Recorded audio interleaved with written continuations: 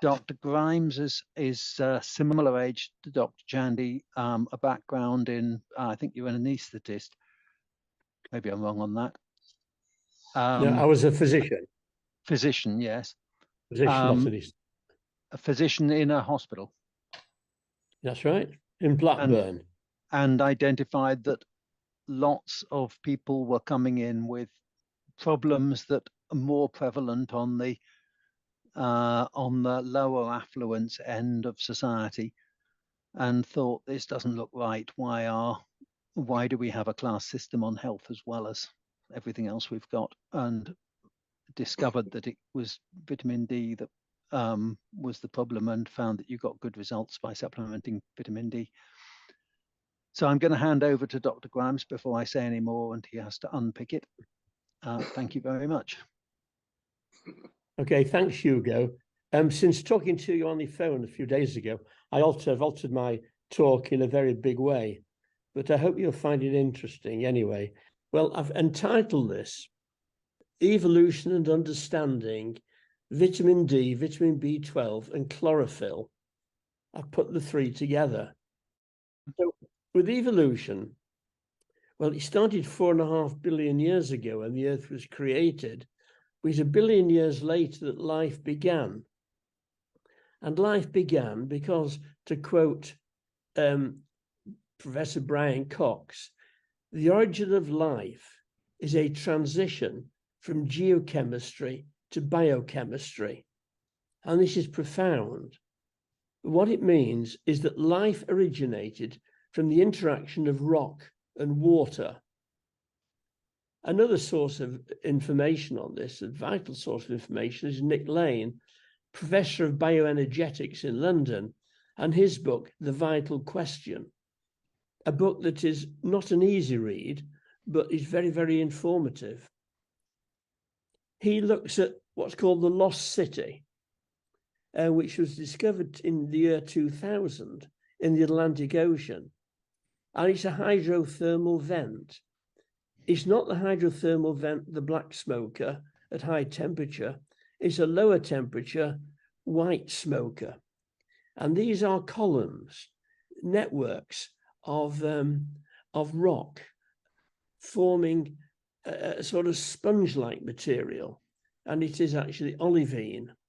And through this sponge-like material, alkaline water or fluid from within the earth mixes with, well, it doesn't actually mix, it comes into almost contact with the more acidic seawater.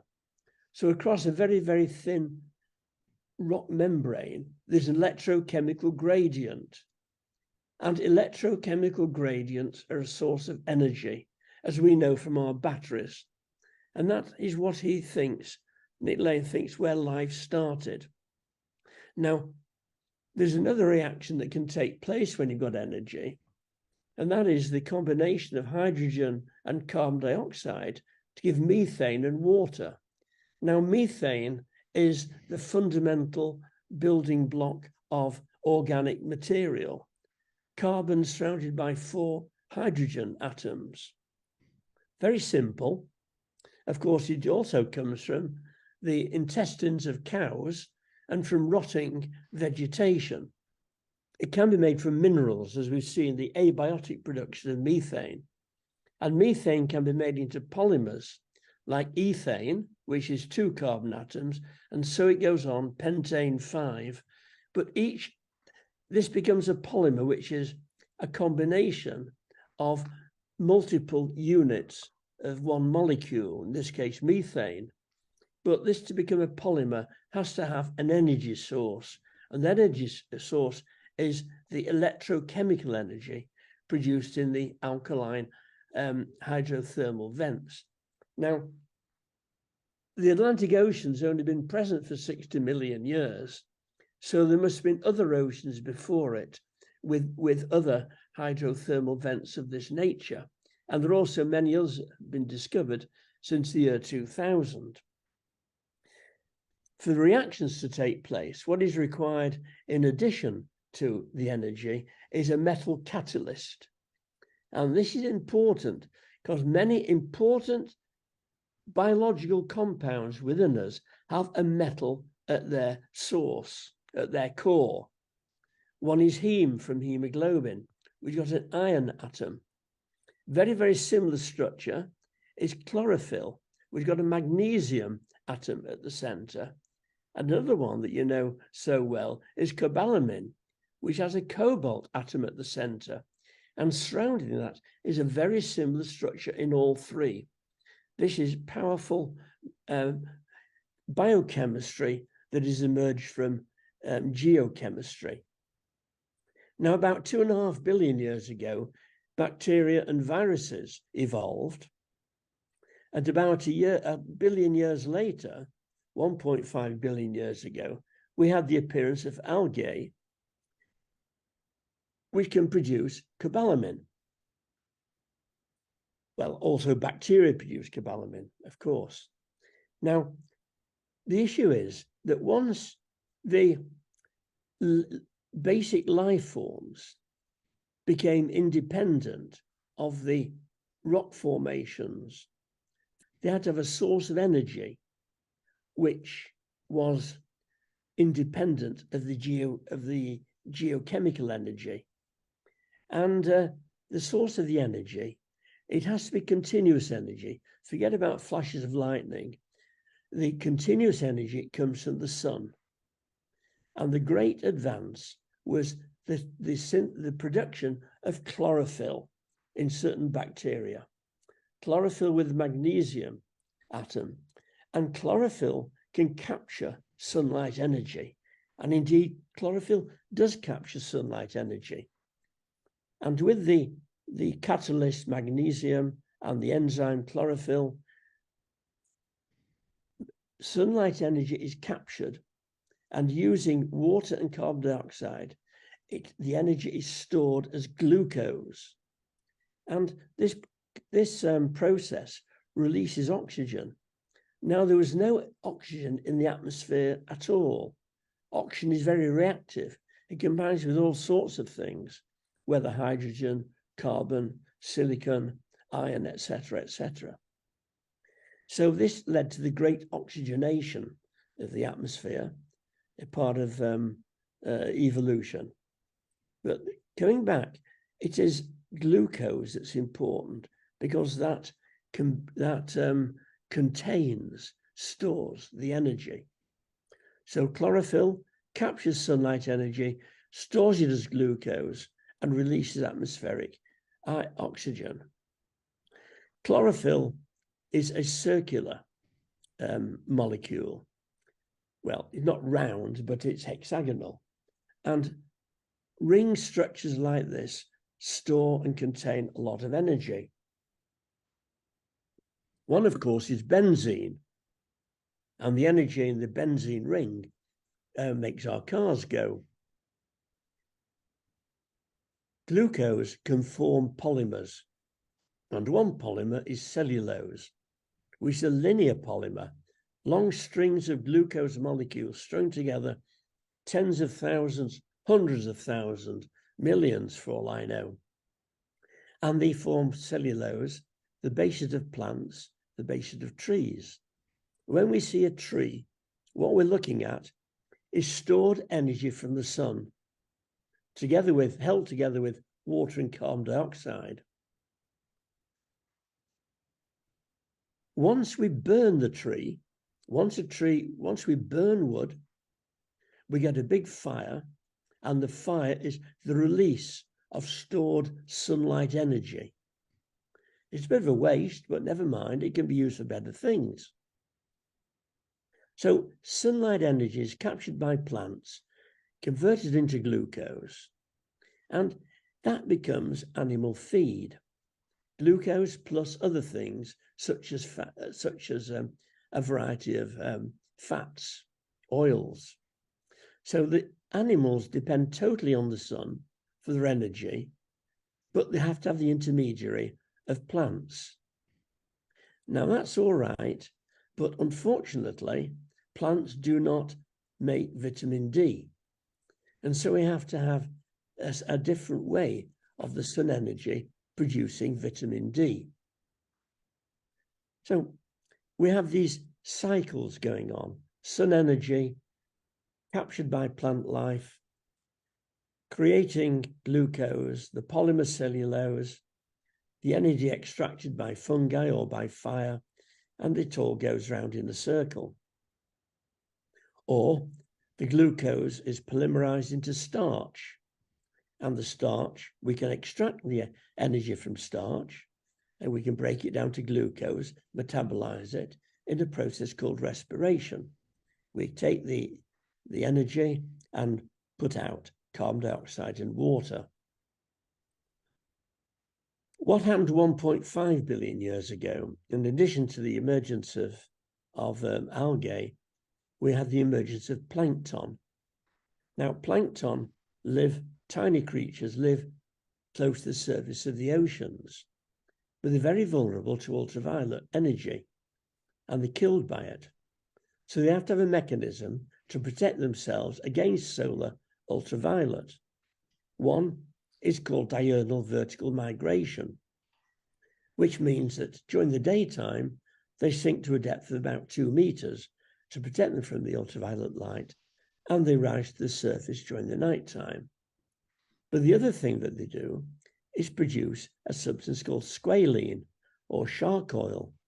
This is a fairly simple oil molecule, but they can form it into something called dehydrocholesterol, also known as DHC.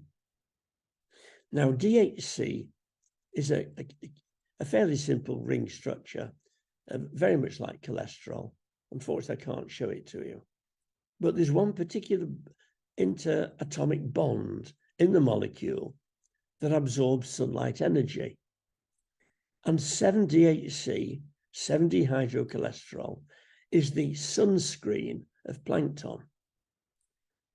This chemical absorbs the energy, converts it into chemical energy, and prevents the plankton from being damaged by UV. Once that happens, the chemical 7-DHC changes into something called cholecalciferol, which we know as vitamin D. Now, vitamin D from plankton is just a waste product. Plankton have no use for vitamin D. It's a waste product. But of course, plankton become the source of vitamin D. We get a food chain. Plankton feed on algae, fish feed on plankton, fish have a high amount of vitamin D and indeed B12. Fish cannot produce vitamins D and B12, but they consume them. And therefore on the breakfast, we might find kippers and tomatoes as the healthiest breakfast. Now, evolution stood still 1.5 billion years ago. The bacteria and viruses killed anything that was more advanced than plankton. They prevented progress. And during the next billion years, life forms evolved immunity, defensive immunity, the mechanism to kill bacteria and viruses. And after 1 billion years, that is 500 million years ago, it was ready for action. The immune process had been created, but it depended on a large extent on a substance called a protein called VDR, which we now call, well, vitamin D receptor. It stands for vitamin D receptor. Right, now this VDR, vitamin D receptor, is a very important protein, but it can't work unless vitamin D is present. Vitamin D is the key. It's like a key to a car. A car is of no value if you don't have a key. And VDR is of no value without the vitamin D. The strange thing is, the vitamin D appeared in evolution 1 billion years before VDR did. And vitamin D spent 1 billion years waiting for a function. Well, it's got it. So vitamin D activating VDR, and the two together activate the genes that control the immune process. The body can make any amount of VDR, but it can't make vitamin D. And a molecule of vitamin D can be used only once. So there must be a constant supply of it. The only way it can be made is by the action of UV on 7-dehydrocholesterol. It's the only way. It's not just plankton, but we also produce 7-DHC in our skin. All animals do. And VDR, so UV acting on 7-DHC in our skin, creates vitamin D. So as far as the skin is concerned, vitamin D becomes a hormone rather than a vitamin. But when we're old, our skin becomes dry and we can't produce vitamin D, or very, very little of it. And so all elderly people will be deficient of vitamin D unless they take a supplement. One thing I'm not going to do is go into the detail of the immune process. But take it from me, vitamin D unlocks the immune process. And without vitamin D, immunity cannot work. So I've mentioned supplements. Where do supplements come from? They come from sheep. They can come from all animals, but we get them from sheep. So solar ultraviolet acting on sheep converts the 7-DHC oil in the wool of sheep into vitamin D. And that's where we get it from. When the sheep have been sheared, the wool is washed with an organic solvent, which extracts the vitamin D, and that is then processed in China. This takes place in Australia and New Zealand. And in China, it is produced into vitamin D supplements. And most vitamin D supplements are used for farm animals. The vets are way ahead of the game in realizing the importance of vitamin D and calcividiol, the semi-activated form. Vitamin D deficiency is very common due to winter, cloud, no garden, indoor living, extensive clothing, deliberate sun avoidance, distance from the equator, the pigment melanin in the skin, and the excessive use of sun creams. Some work I did a number of years ago in Blackburn, out of 818 people of white ethnicity, 15% had adequate vitamin D, 85% were deficient. When it came down to the South Asian group, then only 5% had reasonable vitamin D levels and 95% were deficient. Because of course the South Asian group have the disadvantage of pigmented skin.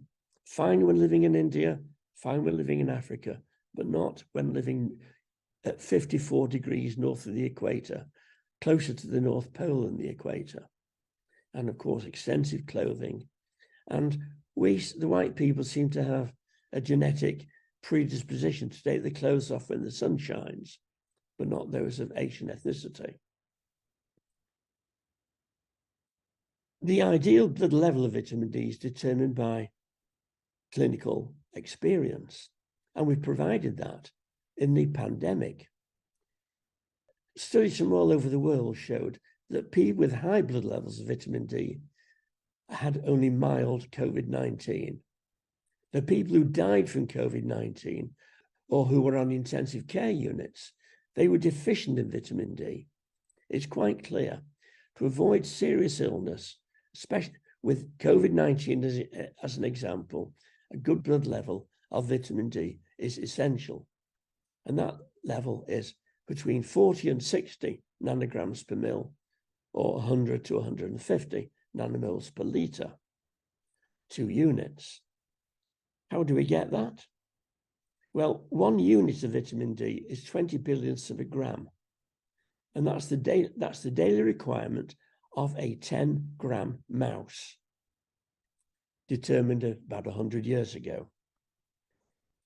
Scaling up, we could say that an adult of 60 kilograms would require 6,000 units of vitamin D per day, all ages and all ethnicities. It can also be taken weekly as 40,000 units each week, which is what I take. 20,000 unit capsules are readily available. The people who are obese have a problem in that vitamin D gets captured by the fat cells, and an obese person of 120 kilograms would require 12,000 units of vitamin D each day. So it is gauged on weight. So scale up from the mouse, and 6,000 units for 60 kilograms. That's about the average. There's also a tendency to use micrograms. 6,000 units is 150 micrograms. Avoid micrograms. Very few people know what micrograms are unless they work in a scientific environment. Most people think of milligrams, and I've seen this in the newspapers advising milligrams rather than micrograms. Now, if we take 150 milligrams of vitamin D each day, it's 6 million units each day, which is dangerous. So avoid micrograms. Always look at units. 6,000 units per day is about right.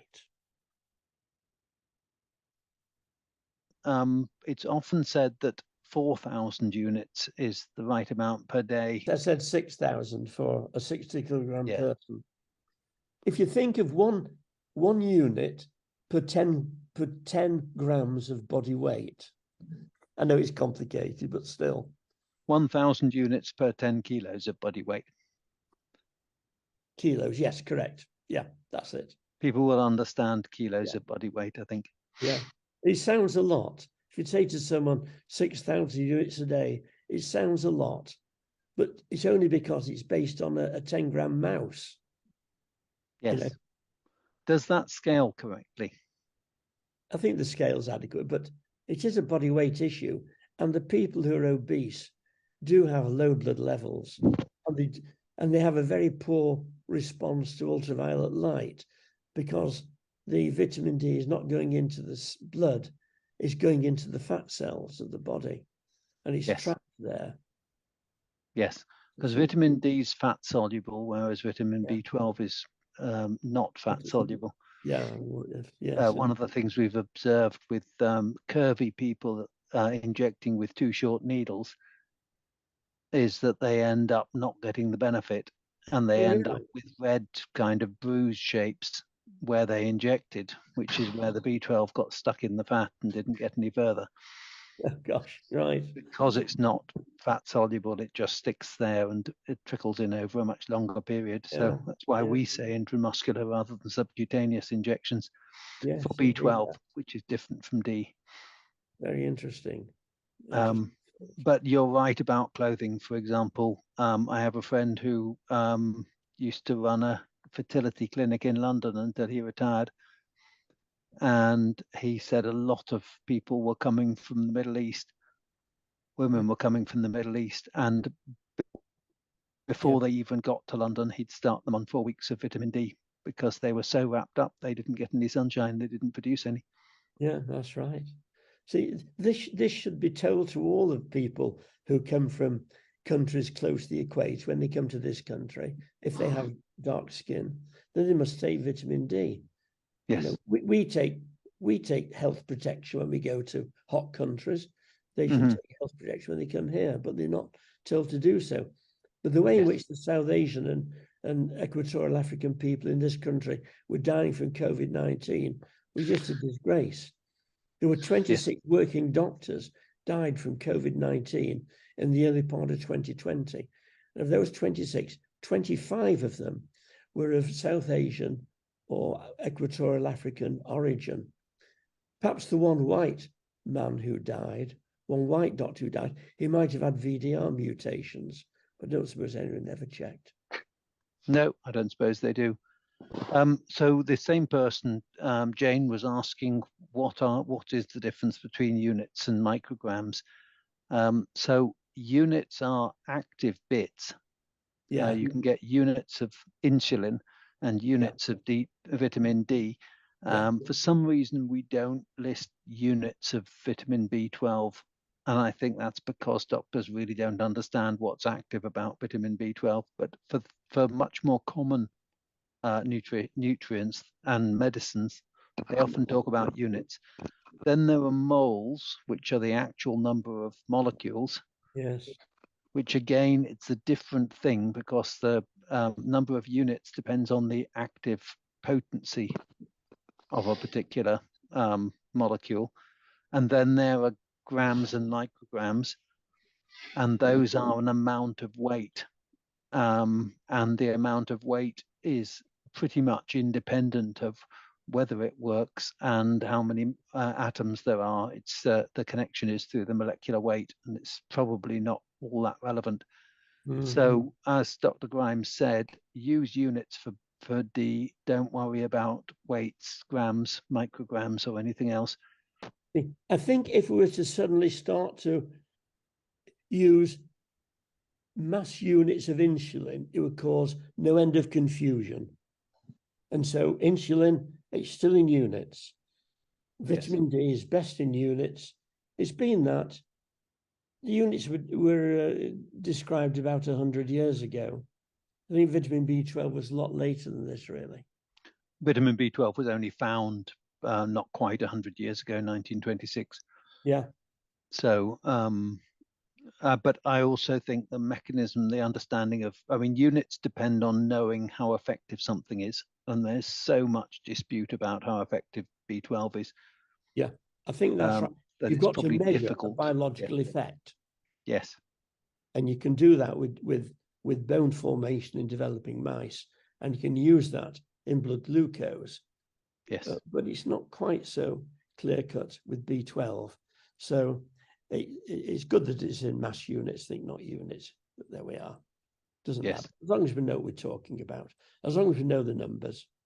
Yes, absolutely. And it does, for B12, there's such a huge difference in molecular weight between, for example, methylcobalamin and adenosylcobalamin, because the adenosyl group is a huge group, much bigger than the B12 molecule itself, that it gets confusing.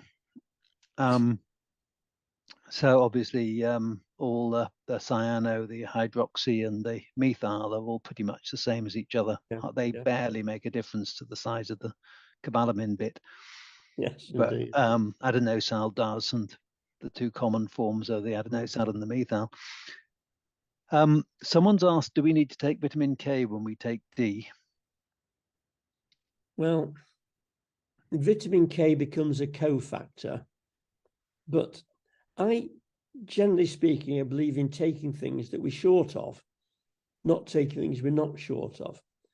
I've every reason to believe that I would be short of vitamin D if I didn't take a supplement, because of where I live in the northwest of England, where there's plenty of cloud, we have long winters, I work indoors, etc. But I see no reason why I should be short of vitamin K. I've not had my blood level of vitamin K measured, and I'm not sure it's possible even. So I don't take vitamin K, no. If people want to take it, that's fine. But I don't think we have vitamin K deficiency. So I think there are lots of conversations to be had on the basis, I think, fundamentally, that if it's called a vitamin, then there's a risk of deficiency. But Dr. Grimes is completely right in saying, don't take what you don't know you're short of. Yeah. Most substances, most nutritional supplements have an upper limit beyond which you shouldn't take any more because it will cause problems. So vitamin C, for example, if you take more than 2,000 milligrams, then you'll start getting diarrhea. Now, often the negatives are very mild, minor, and not long-lasting, but B complex is an example of this. If you take lots of B complex over a long period of time, at least two of the B vitamins, B3 and I forget what the other one is, are not advised to take in for long periods in very high doses. Dr. Grimes, would you like to wrap up with some final remarks on vitamin D? Well, it's interesting that vitamin D and insulin were discovered at about the same time, and vitamin B12 as well.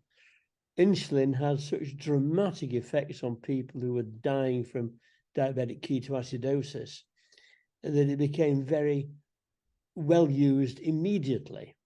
But of course, vitamin D and vitamin B12, the results are not quite so dramatic, not quite immediately life-saving, even though they are obviously very helpful. But nevertheless, the work is going on to provide clinical evidence, which are usually anecdotes to start with, they always are, of benefits from the vitamin B12 or the vitamin D. There's still a long way to go. And vitamin D, there's a huge amount of research that's being done, but not all that many people take much notice of it, unfortunately, perhaps because there's not much money in it. But it's interesting to follow the evolution of B12 and vitamin D, starting off with the inorganic metals, the catalysts, to an evolution taking place over so many millions and billions of years. And then, of course, the ecosystems in which we live. And both the B12 and vitamin D provide a good evidence, a good description of the ecosystems, which are very, very important for all of us. So I think we need to think about that as well. It's been very interesting to listen to you all, and thank you for giving me the opportunity to talk to you. So thank you very much, Dr. Grimes. That was extremely interesting. If you would like to join us on other weeks, by all means, dial in on the connection. Or if you want to be invited on a regular basis, then it's the same link every week, every month. It's always the second Monday, it's always the same time, and it's always the same link.